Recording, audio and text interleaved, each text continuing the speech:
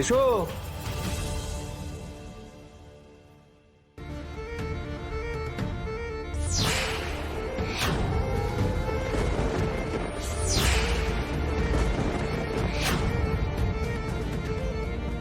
কুসুম, কুসুম, তো তুমি তুমি ঠিক আছো তো? তোমার ফোনটা তুমি সুইচ অফ করে রেখেছিলে কেন? তুমি কোথায় ছিলে এতক্ষণ? আর তোমাকে আমরা কখন থেকে সবাই ফোনে ট্রাই করছিলাম, তুমি তো পাচ্ছি না। এই সব প্রশ্ন উত্তর সব পরে হবে, আগে আসল কাজটা হোক। অফিসার, কুসুম যাকে কিডন্যাপ করার অপরাধে আমার ছেলেকে আপনারা থানায় নিয়ে এসেছিলেন, প্রমাণ হয়ে গেল ওকে কেউ কিডন্যাপ করেনি। এবারে আমার ছেলেকে ছেড়ে দিন। এত তাড়াতাড়ি ছাড়া যাবে না ম্যাডাম, আগে মিস কুসুমের বয়ান লাগবে। বয়ান? বয়ান আবার কিসের জন্যে? ও তো নিজে চোখের সামনে দাঁড়িয়ে আছে, তার মানে ওকে কিডন্যাপ করা হয়নি, তারপর আবার বয়ান কিসের? সেটা ওনাকেই বলতে দিন। কেন আপনার ছেলের এগেন্সটে যে কমপ্লেন করেছিলেন তিনি মিস কুসুম সরকার।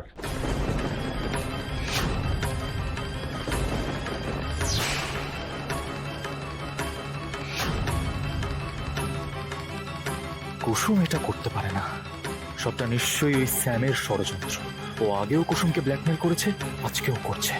জানি মিসেস গাঙ্গুলি, গোটা ঘটনাটা খুবই আনফরচুনেট, কিন্তু এটাই সত্যি যে আপনার ছেলেই কুসুমকে কিডন্যাপ করেছিল।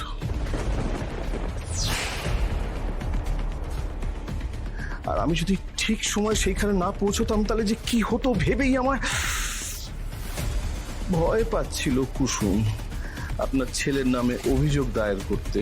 কারণ ও ভাবছিল আপনারা হয়তো রেগে গিয়ে ওর বাবাকে চাকরি থেকে তাড়িয়ে দেবেন বা কোনো বড় একটা ক্ষতি করে দেবেন।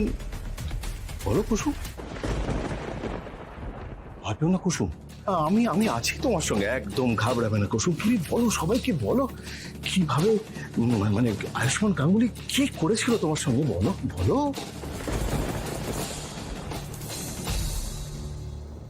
দিদি, আমি তোমাকে বলেছিলাম না, আমি দেখেছি আয়ুষ কুসুমকে অজ্ঞান অবস্থায় কোথাটা নিয়ে যাচ্ছিল।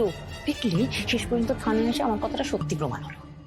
কুসুম, তুমি দেখছো না আয়ুষকে পুলিশ তুলে নিয়ে এসেছে এখানে, মিথ্যে অভিযোগ করছে ওর এগেনস্টে। তুমি সবকিছু দেখে চুপ করে থাকবে, কোনো জবাব দেবে না? তুমি বলে দাও যে আয়ুষ আয়ুষ নির্দোষ, বলে দাও।